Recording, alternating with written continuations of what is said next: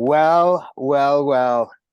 Welcome to another edition of King's Court here. I think King's Court's a pretty catchy name. We're gonna go with it. Roll with the theme of King League. Um, Very good. Vinny, I would like to welcome you on this episode of King's Court. Yeah. You were the brave one that stepped up to the plate. I really appreciate you coming on. Um, something there's a hot topic in this league that we need to get to, and but first, I'd like to welcome you before we get into that subject because everyone wants to talk about it. So, Vinny, Of welcome, course. welcome. Yeah, thank you. Thanks for having me on. And I told you before, and I'll say it to you again, I am going to rip you an asshole, and I am going to like it, dude. Rip I it think wide open.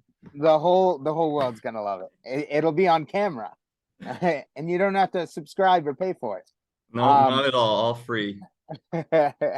but so welcome. Tanking, so-called tanking is what we'll talk about. Um, I'm rebuilding. Nobody is tanking in this league, but we'll get to that later. Vinny, again, thanks for coming on. And I'd like to thank you because I thought I had a co-host in this. Travis, I thought that was you. Um, where's Travis? Unreliable. I think Can't trust them. can't trust him. The best ability is availability, and for the dogs, Travis Dumont just doesn't have that. Scheduled to come on all day, 15 minutes before record time. Hey man, I'm going to dinner. Sorry, can't make it.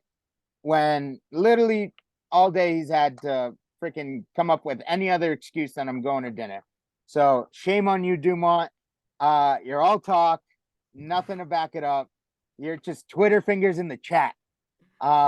So we're gonna go along without you. But welcome to this glorious episode. You should have been here to defend yourself, but you're not. So you'll probably go off in the chat to defend yourself, and we're just gonna love it. Oh, Um, he's a keyboard warrior. Giant keyboard warrior, but that's our Dumont, and that's why we love him, and that's why he's in the league. Of So, course. Vinny, guys, we haven't caught up since the power ranking episode, and it's been two long weeks of good football, bad football, exciting football, really sad football with some injuries. So quickly through 2 weeks, Vinny, how do you like it so far? What do you think about the season so far? I mean, other than the Monday night travesties here, man. Catastrophe. It's a catastrophe.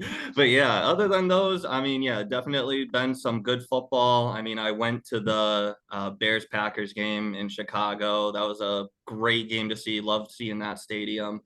Yeah, and then week two followed it up with some more great football. Can't wait for the rest of the year. That's awesome, dude. That's awesome. Let's quickly three main points that have excited you so far from this league. It's been an active league lately, I feel like. A lot going on. There's some definite trades that have gone on. On a good note, there's some exciting players. Everyone's got Puka fever, I feel like, right, Vinny? Yeah, I mean, we mentioned it. If there was a rookie draft right now, how high would Puka go? Everyone probably had him in like the 40s or whatever, but he's what, top six now? You think you would draft him that high? You got to think between four and six, right? With those other rookie wide receivers. I still take Jordan Addison over him, and I take Zay Flowers over him. But uh, Quentin Johnson hasn't done anything so far this season. Big time trade that happened there, I think. But Quentin For Johnson sure. hasn't done anything, and JSN, where's he been at, Vinny? We don't know yet. He's been manning that slot role, but he hasn't commanded a bunch of targets. But I think that was expected, right? I know you have DK Metcalf, you have Tyler Lockett there. There's two phenomenal receivers as well. Lockett always flying under the radar. He's such a better receiver than he gets credit for. Yeah, big time. So everyone's got that Puka fever, like I was telling you, and Jason, I think he'll show up later on in the season, but he'll He be there. will, or next year, whenever it happens, but he's a great player. Yeah, absolutely. Bijan's been very exciting, very fun to watch. That's Did you another see him plus. snatch ankles on Sunday? I think the first touchdown of the year last week for week one, when he immediately caught the pass and then just juked immediately for the touchdown, his first career one. That guy is still laying down in Atlanta and has not gotten up yet. There were some Packers players last week. They haven't gotten up either, dude. I'm telling you, they looked foolish trying to tackle him at times. That's another exciting player, big time. There's some wide receivers that have shown up. Jordan Addison, he's done it for first two games with Minnesota. Two touchdowns in both games for him. And Zay Flowers and Lamar. Zay Flowers is freaking good, dude. Oh yeah. If anyone that thought OBJ or Bateman was going to be the number one receiver there, no chance, dude. That's Zay Flowers all the way. Absolutely. What else have you been impressed with, Vinny? Give me a team, or give me something that's impressed you this year so far. I'm getting chills because I really, really don't want to talk about this guy, but goddamn has Dumont surprised me with what he's done. He Wow. has We just shit on accumulated. him too. What the fuck? I can't do it. You got to be unbiased, right? You got to be unbiased even when you We're, can't stand somebody. I gotta be a good host, and you know what? I gotta stay unbiased.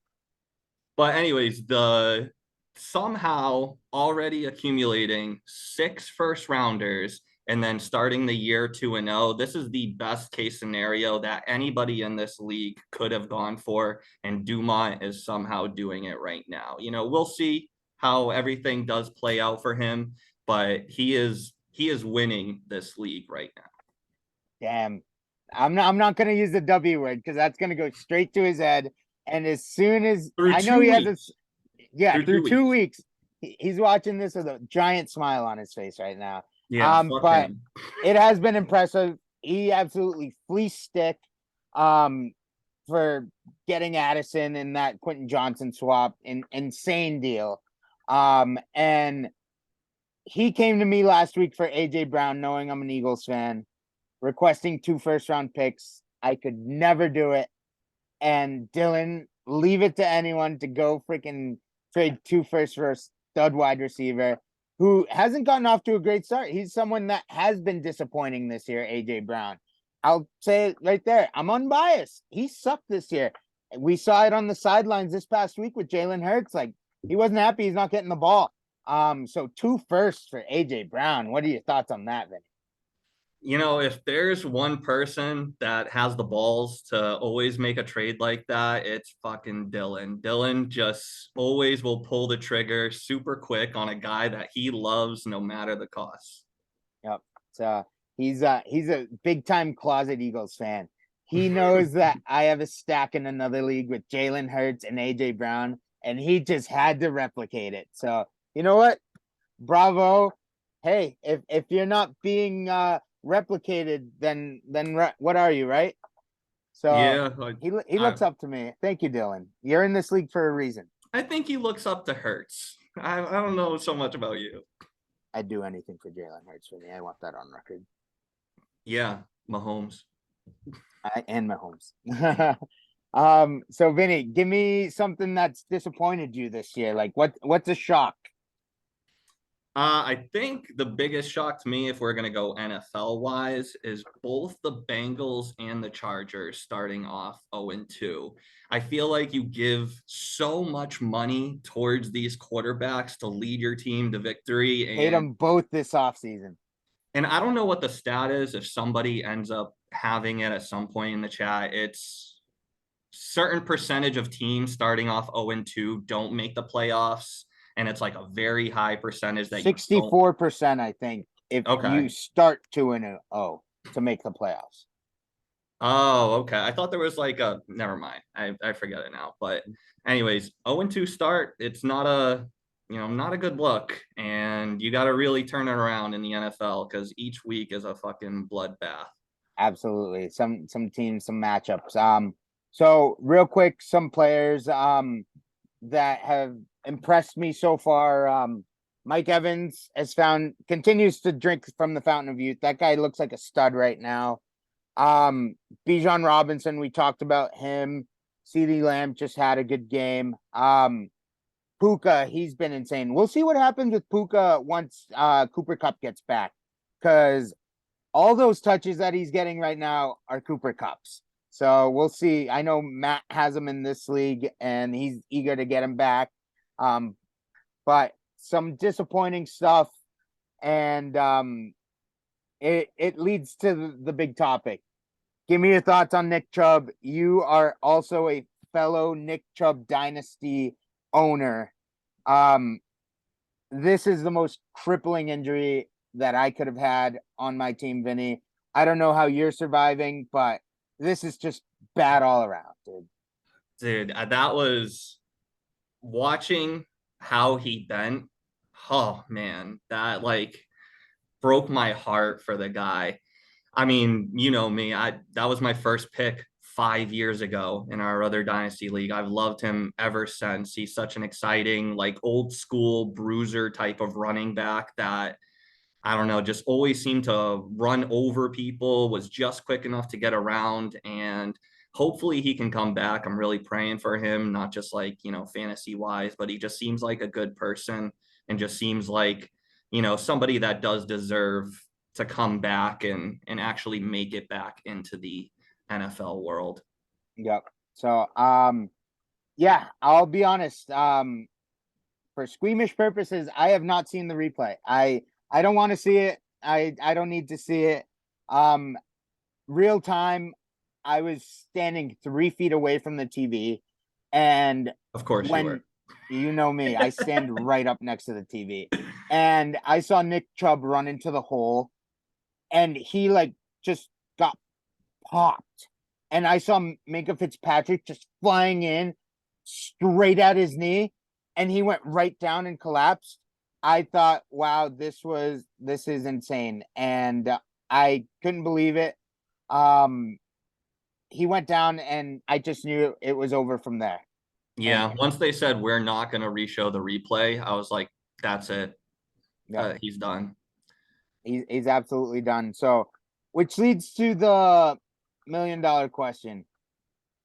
We had to vote today for max points forward for team so that they don't tank and go down to the bottom. We had this conversation weeks before the league started. We're like, hey, do we want a toilet bowl? Like, let's determine the draft order. How do we want to do this?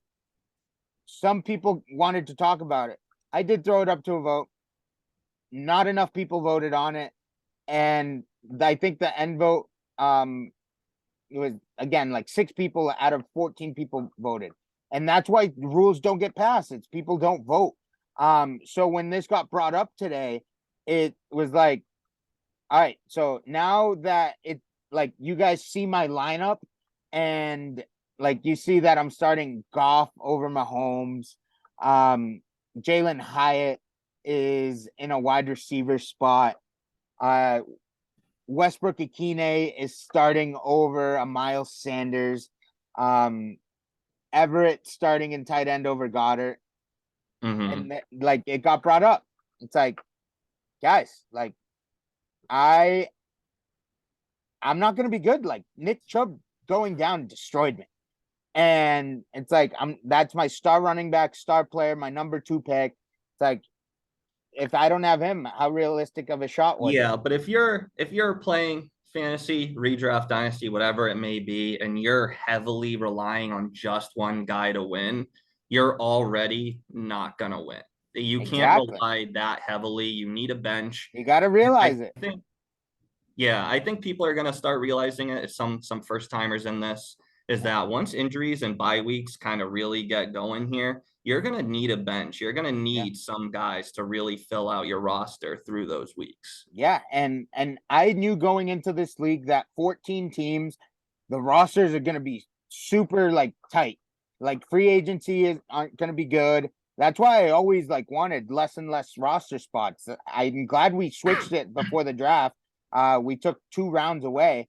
I know you're always going to say add, but yeah, I look down my bench and I'm like, I don't have anyone that could take Nick Chubb's spot. I don't have a stud young running back that could come in. Like I have promise for Jalen Warren to take over Najee, but I already have Najee on my team, so it's like it doesn't really help me. Um, and so here's the difference that I want to talk about.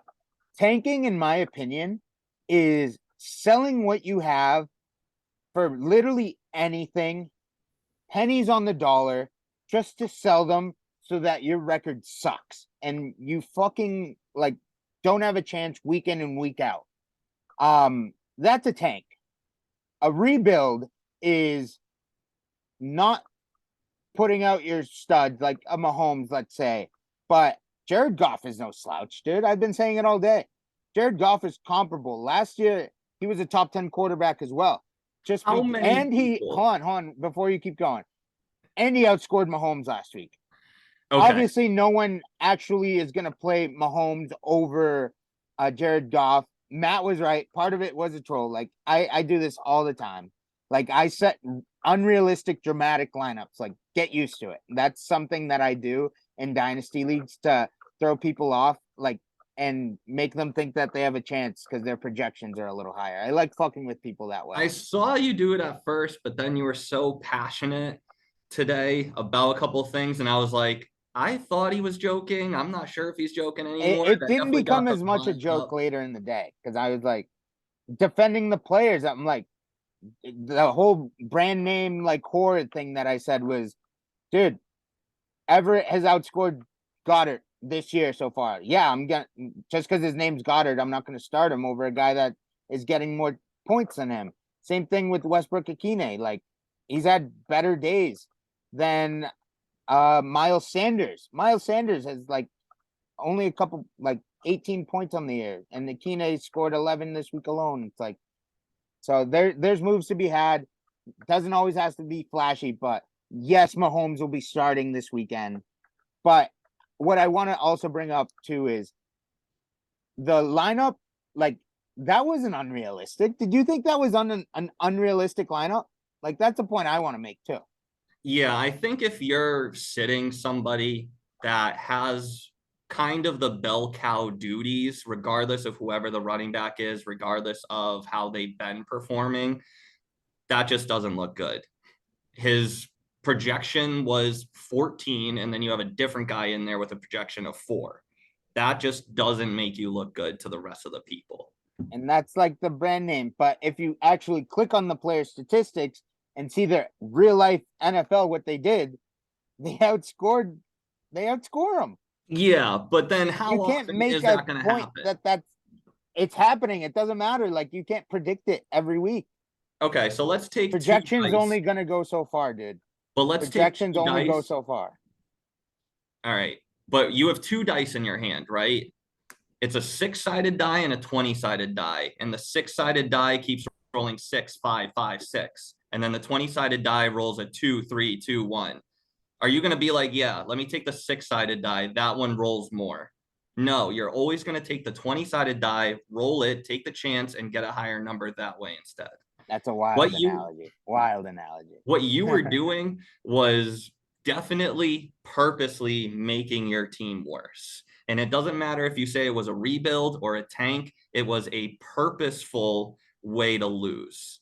So regardless of how you want to word it, whatever it may be, the reaction is purpose. You were purposely trying to lose. It wasn't a purposely trying to lose.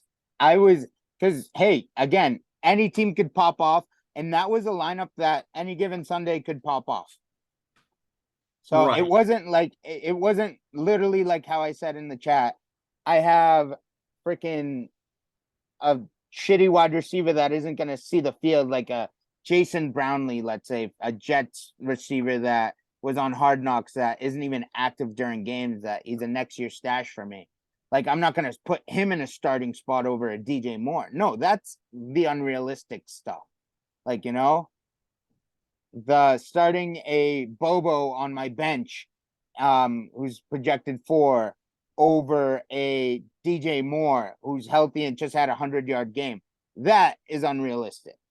But if I'm starting guys that are outscoring my starters, that fuck getting called out for that. That's not a tank. So, and again, So let's see here. Your great player, Jalen Hyatt, I got have so much two belief in him. catches. Two catches, and that's the guy where you're like, yeah, I'll start him over a bell cow running back. It was two fabulous 50+ yard catches.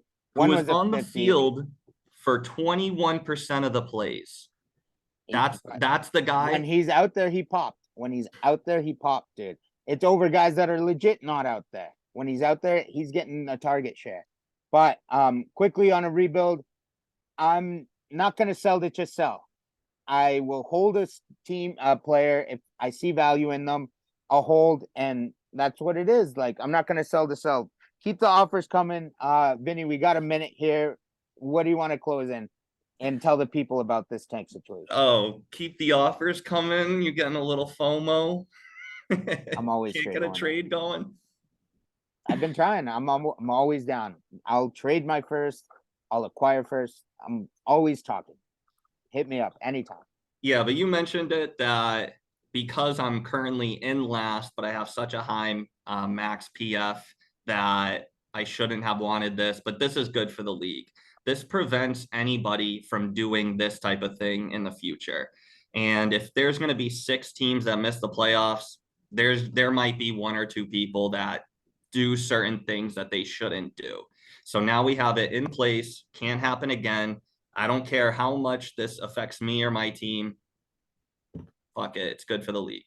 All right. For the better of the league, Vinny stands up for it. And I do too. Thank you so much. This is the Tank Podcast. I appreciate you coming on, Vinny. And thanks again. And we'll see you on the flip side. Of course.